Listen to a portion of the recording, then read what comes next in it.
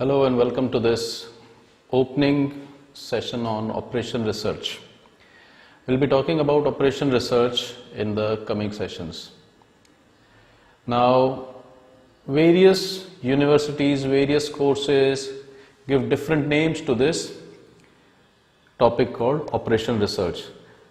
In certain universities, you'll find these topics under operation research, while in other universities, we come across subjects like quantitative techniques for management or quantitative analysis for management. But ultimately, all these topics basically belong to the category of operation research. Topics like PERT CPM, linear programming, game theory, replacement. Down the line, they all belong to that broad class of operation research. So today we are starting this new series where we'll cover all the topics of operation research, looking at various universities, the topics that various universities have in this subject. So before we embark on this journey of operation research, first we should get some introduction. Whenever we start a subject, first we should ask ourselves, first we should look for answers like why are we studying this subject? Where has this subject come from? When was the first time that somebody coined this term called operation research? So whenever we start a subject, whenever we open a subject, we should first look for answers to these questions. So what is operation research? Now, if we talk of its history, the first instances of operation research that we can find generally come from ages of Second World War, post-Second World War era. Majority of the techniques that we study took a formal shape in the post-Second World War era. Majority of the organizations that we'll talk about in a moment or so came in post-Second World War era. Yes, it is not so that everything about operation research came into being only after Second World War. There are instances before Second World War also where operation research was being used. Like it was being used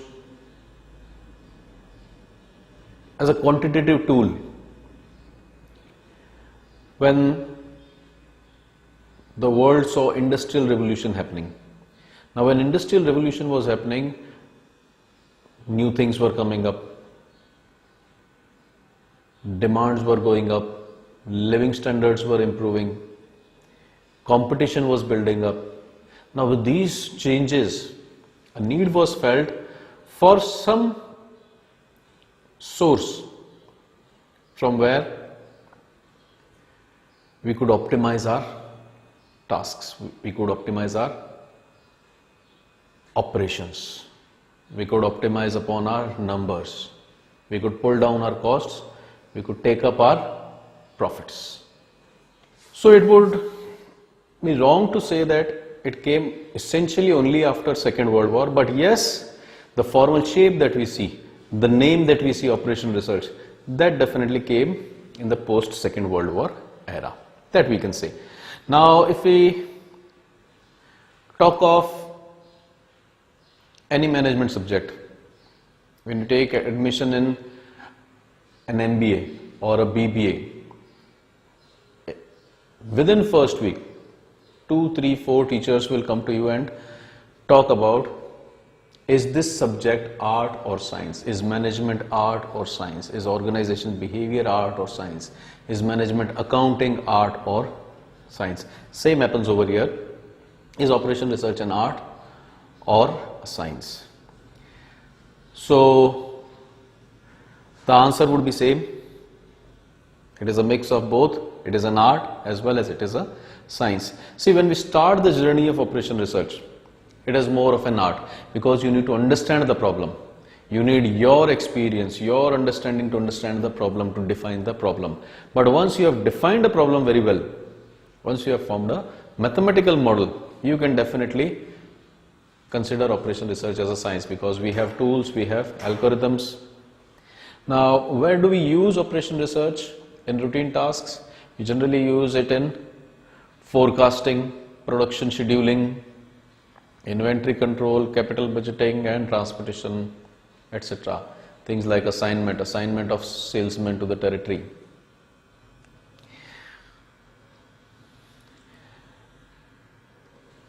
Now, what is the core on which operation research is built? Core of operation research is statistics, probability, numbers, quantitative. So it does make use of a lot of use of statistics and probability. A lot of models in OR operation research are probabilistic in nature. So these are the two core disciplines that it makes use of, statistics and probability. Now, if we talk of what are the characteristics of OR, what is the nature of OR, how does it interact with different subjects? So it has a very holistic approach. It covers the complete system. All the disciplines are taken care of, may it be HR, finance, marketing, production, all the different departments are taken into consideration. So it has a systems orientation. It makes use of interdisciplinary teams, because all teams, all departments come together and then they work on a solution. Then it applies scientific methods to problem solving. As we'll progress in this, we'll see that we'll be having certain algorithms, certain predefined steps, which will take us to an optimal solution, a very good solution. It uncovers new problems. At times there are things that go unnoticed. There are resources being wasted. There are resources being underutilized, which if we have a look at them, we realize, no, we can optimize upon them. So it uncovers new problems also while you are looking at certain existing problems. Then it improves your quality of decisions.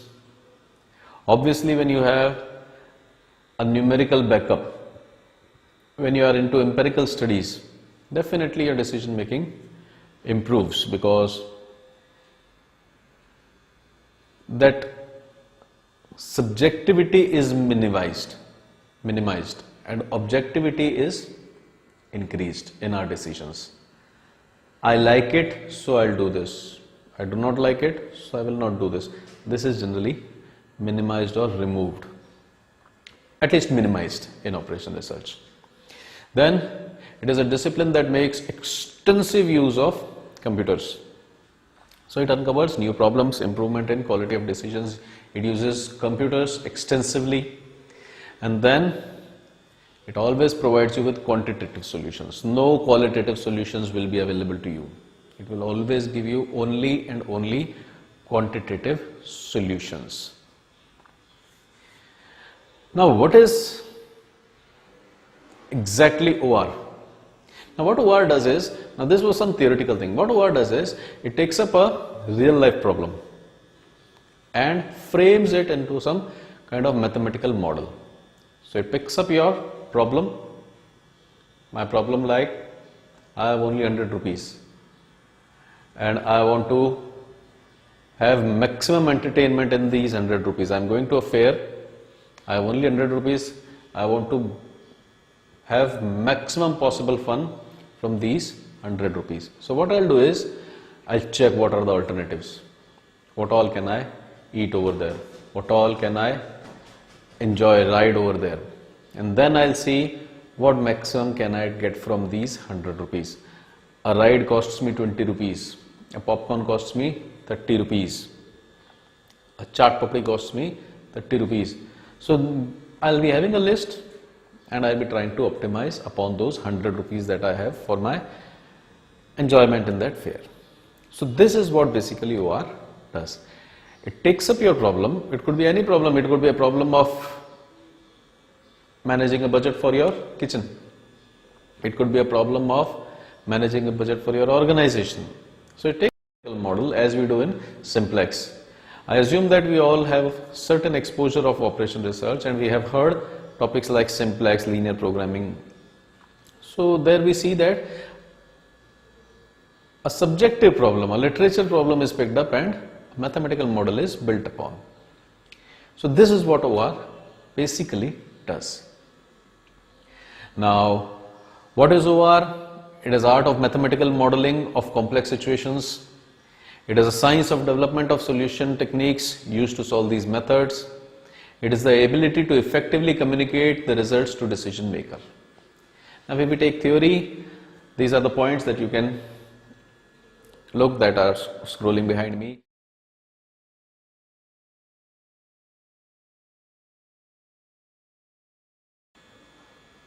If we talk of scope of OR, now what is the scope? What is the scope of any subject for that matter? Scope is what all can that subject do for me. When you study English, what all can English do for you?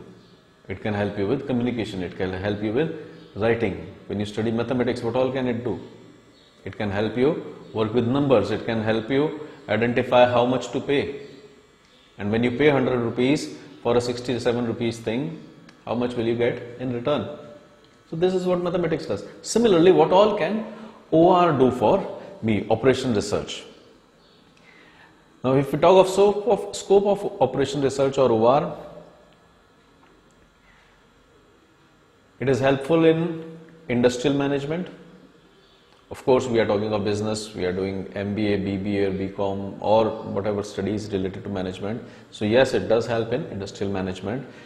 In issues like production, blending, product mix, how much to make, what will be my shifts, what will be my scheduling, how many men do I need, how many hours do I need. So industrial management, yes, we make use of operation research. In defense operations, that is the core where operation research actually came into existence.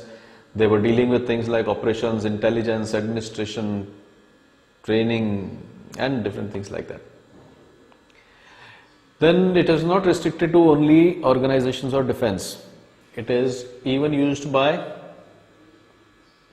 nations and both kinds of nations, developed nations as well as developing nations. Yes, both have different issues that OR can address. A developing nation has an issue of hunger, poverty, per capita income.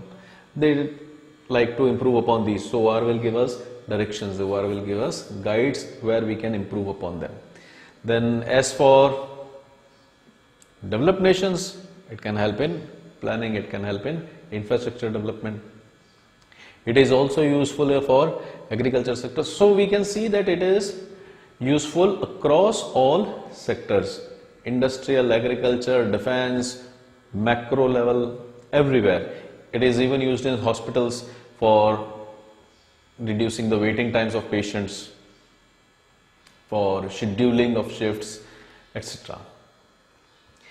Now this was about scope of OR in general.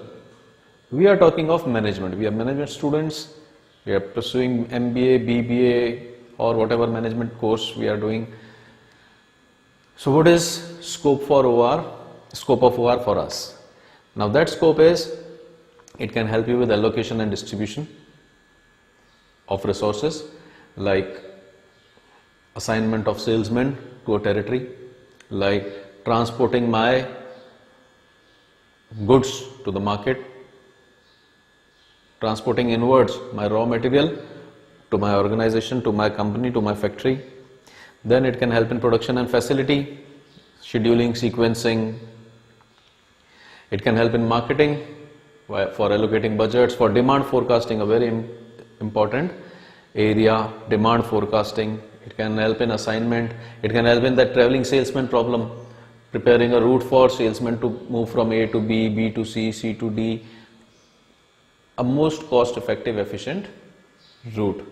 Then it can help in finance with queries and issues like capital requirement, cash flow, optimum replacement policies, when to replace my capital equipments, when to replace my small items like bulbs, fans, when to replace my staff, because some people leave you, some people will retire, some people will get promoted, so that replacement also. So it does help in Personnel, it helps in selection, training, recruitment, and again replacement of staff. And then it also helps in research and development. So you can see that across the organization, operation research is useful. In research and development, it helps us at checking reliability, feasibility. Things look very good in research and development section, but when you are going for RTM, ready to market, things may be very costly and we may feel like that no, this is not a feasible proposition. So OR is useful over there also. Now what are the attributes of OR? In simple terms, it is an interdisciplinary approach, it is an integrated approach, and it is a scientific approach. Interdisciplinary, working across disciplines, working across departments, HR talking to finance, finance talking to marketing, marketing talking to production, everybody is coordinating with their resources. It is an integrated approach, everybody is together. It is a holistic approach.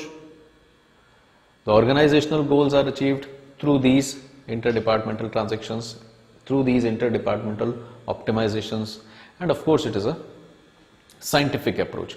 Now what is a scientific approach? Scientific approach is an approach which follows a procedure. What is science? Science is something that has been proven, something that has been experimented upon, and now we know that if we are faced with this situation, this is the solution. So we have a proper path. So this is in a sense scientific approach also. Scientific approach follows a certain path, like we have a problem, then we look for its alternatives, we evaluate those alternatives, we pick the best alternative, we implement that alternative, and then we see if it is good by a feedback mechanism. If we try to summarize those steps over here, those steps for us would be identification of the problem, that is formulation as we do in simplex, then establishment of a model, those 5 steps that we follow in formulation of a simplex problem, linear problem, then obtain a solution for that model, solving of a problem. You formulated your problem in mathematical language, equations, matrices, now go ahead and solve it and then test that model for optimality. Now once you are assured that this model is best, go ahead and implement it. Now if we talk of identification of the problem, identification of the problem is, you can say, if you know the problem, you can solve it. If you do not know the problem, you cannot solve it. A good start is half the job done. If you start well, if you know what you are looking for, you'll find the solutions. Then right solution can never be obtained for a wrongly defined problem. If you define your problem wrongly to me, I can never give you a correct solution. If you go to the doctor and tell him that my head is aching, then he'll give you a solution for your headache. And then you come home and say that I have a sore throat or I have some cold and due to that I am having a headache. You didn't tell the doctor about these things, so he will never cure these things. You told him about a headache, he can cure your headache. You go to a service repair, you take your car and you tell him that my car is punctured. He'll cure your puncture. Now if you are facing a problem of low average, you never told him that your car is giving you a low mileage, low average. He will never cure it. So you need to know the problem, you need to tell the problem. You need to tell the problem clearly. You need to tell the correct problem, then only can we get correct solutions for it. So a good start is half the job done. We'll define the problem properly and then we'll move ahead. Now when we say define the problem, we are saying that quantify your problem. Give me numbers about your problems, then I'll optimize upon them. This phase deals with issues like defining goals, determination of system which will impact the problem, determination of constraints which will affect the solution, determination of assumptions, if at all there are certain assumptions, but under these conditions I am not getting the results. Then determination of an appropriate measure of effectiveness. Now our second step, if we go back to those 5 steps, first was identification of problem, second one was establishment of model. Now in OR, various models are possible, which we'll talk about in the time to come. Mainly the classification of models for operation research is done in 3 ways. We have iconic models, then we have analog models, and then we have mathematical models. Iconic models are basically pictorial models or visual models, like you might have seen a scaled down model of a colony. Now we will get a very good idea that okay, here there will be a park, here there will be a tree, here we will be having a building which will be so tall. So that is your iconic model. Then there is analog or schematic model, and then there is mathematical model. We will talk about these models in detail in a moment. Then third step, solution for the model, and then next step was testing the model, and finally go ahead with implementation of the solution, whatever solution we have found.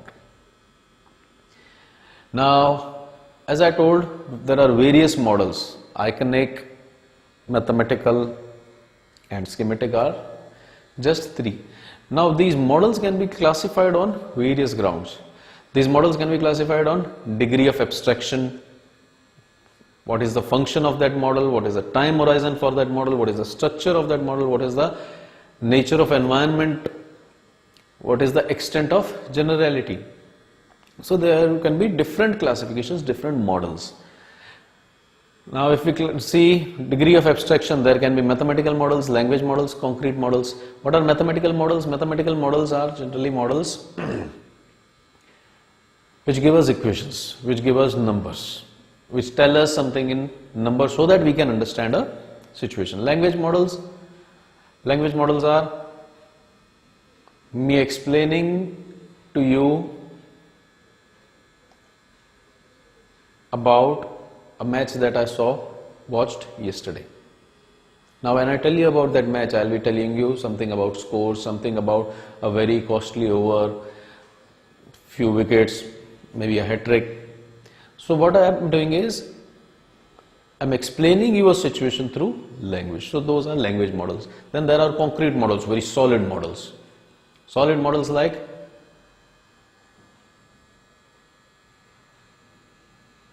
something that you can see, something which is very much evident, something as soon as I say take name of that thing, you know it is going to be like this, like a flyover, like a road over a bridge, a building, a playground, a football ground, a cricket ground. So when I take these names, they tell you about the nature of that thing. So earlier what I was doing was, I just tell you there was a match. You won't know the nature of the match, what all happened in that match. So I was using language. But here in concrete models, you just get a very good picture about the model, about the problem. So if you have that kind of problem, you could make use of concrete models also. Then based on function, your models can be descriptive, predictive and normative. Based on time horizon, your models could be static or dynamic, and based on structure, your models could be iconic, analog or symbolic. Iconic model. Now iconic model, icon. I guess everybody has heard this word icon. Everybody has used this word icon. You might have seen icons on desktop. You might have seen icons on your laptops, on your mobiles. So we have seen icons. What are those icons? Those icons are representative. When we see that picture, when we see that name written under that icon, we come to know, okay, it is for that application. That application will run, it will tell me this, it can do this, it will show me weather, it can tell me about astrology, it can tell me about news, it can help me play a game, it can bring out some good music, so that icon gives me some information about the application. Same is over here, iconic models or physical models. Physical models, scaled down versions of that colony. Then there are analog or schematic models. Now these analog or schematic models are basically a representation in a pictorial form. You must have seen, even in this presentation also we saw that a flow chart. Those flow charts, the pictorial representations, those links from one to another, those are schematics. If we have some candidates from engineering or computers, BCA, Bachelors of Computer Application or Masters, they definitely must have come across schematics. Or even if you have a look at schematics on air conditioners, on your toys that you buy that run on battery, some kind of schematic is given. Some circuit will be given and indication would be given that you need to insert the battery over here. Now that diagram that tells me how to operate that thing. I'll tell you, yes, in cars there are n number of fuses, n number of wires, and nobody can be assured of what wire is doing. So there is a schematic. That schematic tells me that this wire is going to power, this is for horn, this colored wire is going for this wire, this fuse is responsible for auto start, this fuse is responsible for air conditioner, this fuse is responsible for overheating. So that schematic tells me, and you can easily troubleshoot which fuse to check. So that schematic is basically a pictorial representation. We have electrical fittings in our homes and colleges and factories. Now before those electrical fittings actually happen, an electrician or an electrical engineer will come and he will make a schematic diagram. Now what that schematic does is, it tells me where our main board will be, where our generator will be, then from the generator how many lines will be taken on this direction, how many lines will be taken to the next floor, where we will be placing our AC. So we'll be taking a high powered line over there, we'll be having a 32 ampere switch over there or MCB over there. So that is a schematic. Now looking at that figure, you know that okay, here I'll be needing an MCB, here will be my switchboard which will be containing 5 different switches, 2 sockets. That is a schematic. So it is basically a diagram. If you remember, definitely you must have studied Kirchhoff's laws. So in that Kirchhoff's law, we used to make those resistors, battery, remember. Now that was a schematic representation, that we have a resistance, we have a source, we have a bulb. Those are schematics. If we leave engineering aside, for us schematics are like charts, bar diagrams. Now those charts, making use of 2 axes, x and y, making use of time and demand, give me a very good idea of how my demand is shaping up. So those are schematics. Explaining a situation pictorially on a paper. Now what is the difference from iconic? Icon was basically a picture, a 3D model or something like that, while schematic is a picture, a 2D representation of a situation. Now iconic models and schematic, by and large they both are a visual technique. They both are visual techniques. I get a very good feeling of what the model is about to say just by looking at them. Isn't that the case? If I see the plots are there, if I see the scaled down model of a colony, I get a very good idea. If I see a graph, I get a very good idea how the sales have been. So these are basically both of these are visual techniques, but there is a huge difference between these two techniques. Iconic or physical models are very static. They cannot be changed. Can you change that model so easily? That physical model that you have built, scaled down model, it is not so easy. Can you change the map so easily? You need to remove a room, you need to adjust sizes of the rooms. These are not so simple to change, not so simple to manipulate, not so simple to extrapolate or interpolate. While these analog models are very easy to manipulate, extrapolate, interpolate. Like we have a trend. Now if you wish to see what happens 2 years hence, you just continue with this trend and your line will extend. So this is what is going to happen. So this is the main difference between iconic models and analog models. That iconic models are very static in nature.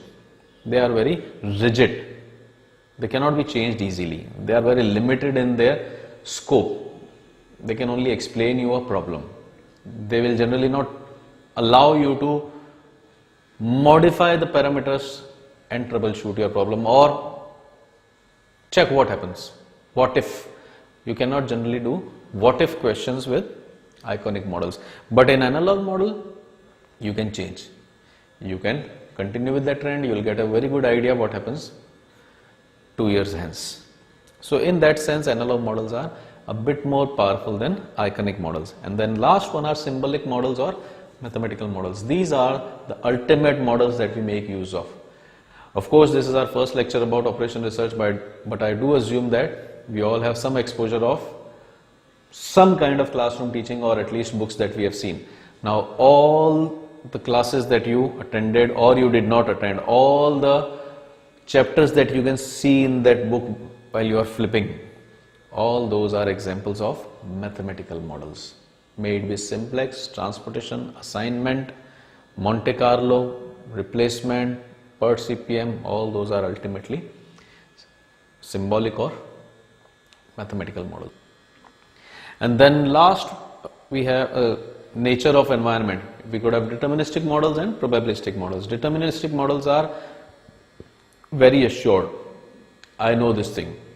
These are my resources, these are my requirements, and this is the model. Something like EOQ. EOQ model we all have heard, economic order quantity. So that is a deterministic model. And if we talk of probabilistic model, it is generally exponential smoothing, if you have heard. Demand forecasting. For demand forecasting, we make use of exponential smoothing. So that model goes down as probabilistic. We are not so sure about outcomes. We are not so sure about our resources. What will happen? What do we have? We are not sure about anything. So those are by and large probabilistic models. In inventory also we have probabilistic models. EOQ is a very pure model that goes down as a deterministic model, but other EOQ or inventory management models, a lot of them fall under probabilistic category. Then extent of generality. We have general models and specific models. Now when we talk of operation research or mathematical models, certain models that will be seen in the lectures to come, or by and large mathematical modeling is the most important side because OR is basically a quantitative technique. As we talked in the beginning, it is mainly a quantitative analysis. As we saw, there are universities which call it operation research, other universities call it quantitative techniques for management, quantitative analysis for management. So by and large these are quantitative techniques. So let us talk of the different mathematical models that will prepare and solve. We have different mathematical models like mathematical techniques, statistical techniques, inventory models, allocation models, sequencing models, routing models, competitive models, queuing models, dynamic programming models, simulation techniques, decision theory, replacement, heuristic models, goal programming, reliability, Markov analysis, and a mix of these combined models, combined methods. Now, a lot of these topics we'll be covering in our lectures to come. So we'll talk of these models in detail when we come across each of these. Characteristics of a good model. Now when we are forming a model, when we are making a model that okay, this will be my model. So what are the characteristics? Let us take an iconic model. The example we talked of, scaled down model of a colony. So what do you expect from that model? You expect that it should give you maximum detail, it should hide minimum facts, it should give me a very clear picture of the problem, it should give me a very clear picture of where the sun will be rising, where the shadows will be falling, which side will be cooler, which side will be exposed to the sun most of the time. So this is all that I expect of that model. Similarly, when I make a model over here, there are certain expectations from that model. Expectations like number of simplifying assumptions should be as few as possible. Say this happens and then this happens and this will happen. Say this happens and that will happen should be minimized. Because we want to stay in a deterministic model. We want to stay in an environment where we know majority of the things. If not all, majority of the things. So assumptions should be minimized. Number of relevant variables should be kept as few as possible. If we talk of analysis, may it be micro, macro, any analysis, number of variables should be as few as possible. Most of the time we only talk of two variables.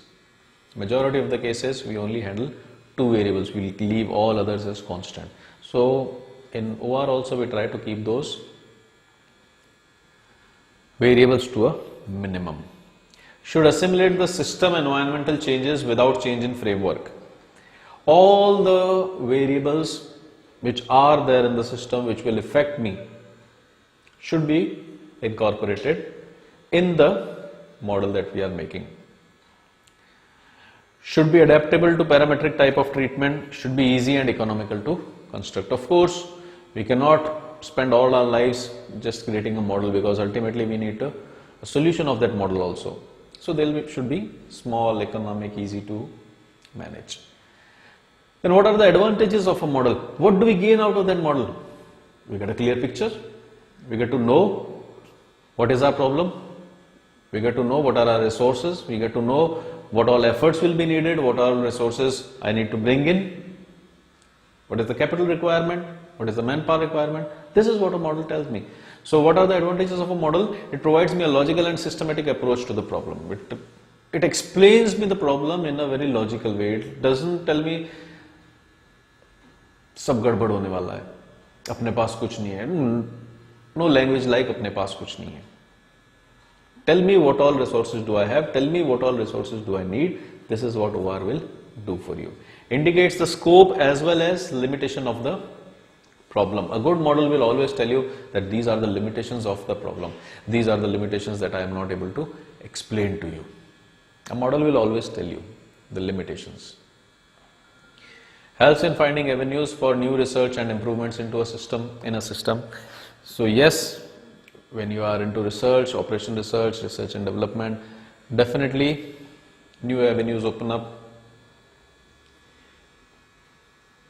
We start looking beyond this horse vision. Makes the overall structure of the problem more comprehensible. There are problems which we do not understand on the face of it, but when someone explains them easily, we do understand them. Like you might have faced a problem.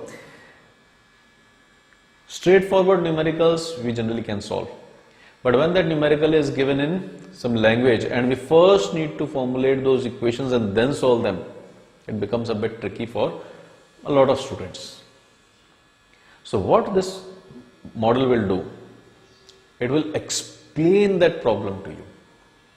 Now things which you were not able to formulate, things which you were not able to solve, if a teacher tells you, if someone tells you that this is the problem, like problems that we get in very easy topics like transportation and assignment. When you are given a matrix, you can solve that assignment problem in a second. When you are given in a matrix, you can solve the transportation problem within 5 minutes. But the problem occurs when it is given in theory, it is given in literature, and first we need to formulate that table. That is always tricky. In PERT CPM, if a network is given, you can solve that problem. But if network is not given, only relationships are given, we get stuck at times. So this is what a good model can do. These are the advantages of a good model, that it explains the problem very comprehensively. And yes, it helps in dealing with problem in its entirety. There can be things which we might overlook, but a proper formulation, a proper model will more often than not uncover or reveal to us majority or all of the issues related to a problem. Yes, whenever someone is explaining a problem, we cannot explain all the factors. Whenever we see that scaled down model of a colony, we cannot always know what will be the level of noise pollution. We cannot not always know what will be the general traffic, load of traffic. So yes, we are not sure about those models, because when we see those colonies in remote areas, it takes years for the traffic to build over there. But if you see a colony in a nearby area to a city, then the traffic builds up very fast. So we are not sure about those kind of things. What will happen about traffic? What will happen about this resource being underutilized, overutilized, not available? These things can be hidden. Not exactly hidden, but maybe a model might not be able to express all such concerns. Then validity of a model for a particular situation can be ascertained only by conducting experiments. Now yes, models are good, they are reliable, but validity, how trustworthy are they? That can only be tested once we have a model, we perform certain experiments, then only can I tell, is this a good model for me? EOQ is a very good philosophy. But once I have gone in for order size of EOQ for maybe 2 months, 4 months, 6 months or a year, then only can I tell that am I actually gaining something from EOQ or not. So yes, we need to test a model, experiment on a model. Then only can I say if this model was good or not. Organizations of OR. Now as OR has developed, as OR has matured, various organizations have come up, various clubs, groups have come up, various platforms have come up. But as we talked initially, major development of operation research, when did it happen? It happened post Second World War. So the first operation research organization, ORSA, Operation Research Society of America, that was founded in 1952 in US. Then a very important Operation Research Society is in Turkey. Then there are other association societies like International Federation of Operation Research Societies, Association of European Operation Research Societies. So there are quite a few organizations, societies or groups that have come up. As far as India is concerned, the first OR unit was set up in 1949 at the Regional Research Laboratory in Hyderabad. So in India, if we see the traces of OR, we can date them back to 1949.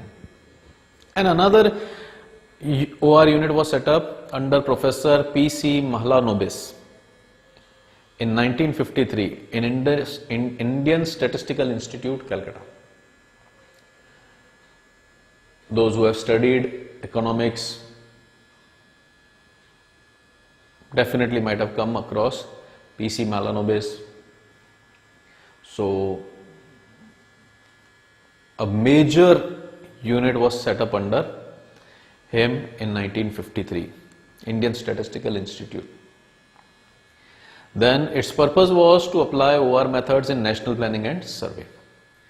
So ultimately, as we talked earlier also, OR takes main core areas that are helpful for OR are statistics and probability.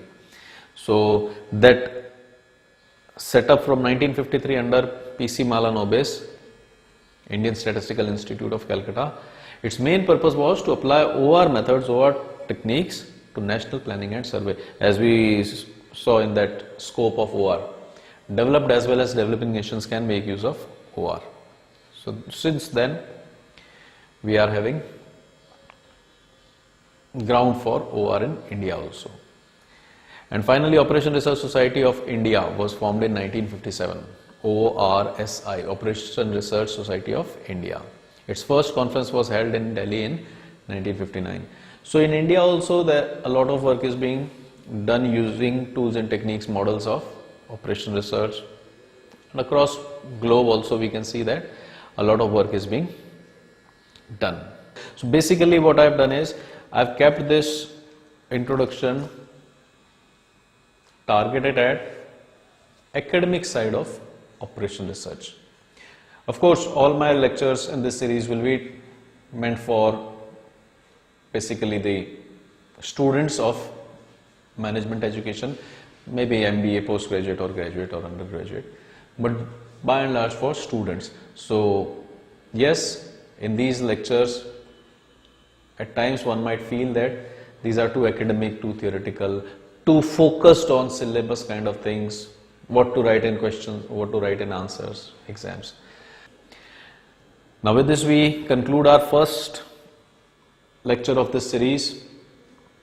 Please do subscribe if you have not subscribed, and of course leave comments, your queries, suggestions. We'll try to incorporate those. Leave the topics that you wish for us to cover in the series to come. Thanks for watching. Bye-bye. Here you see some cards related to the video you just watched. Feel free to browse across them. Please do leave your queries and suggestions in the comments section below. We would try to address them and learn from them. And do press the subscribe button below if you have not already subscribed. Thanks for watching. Bye-bye.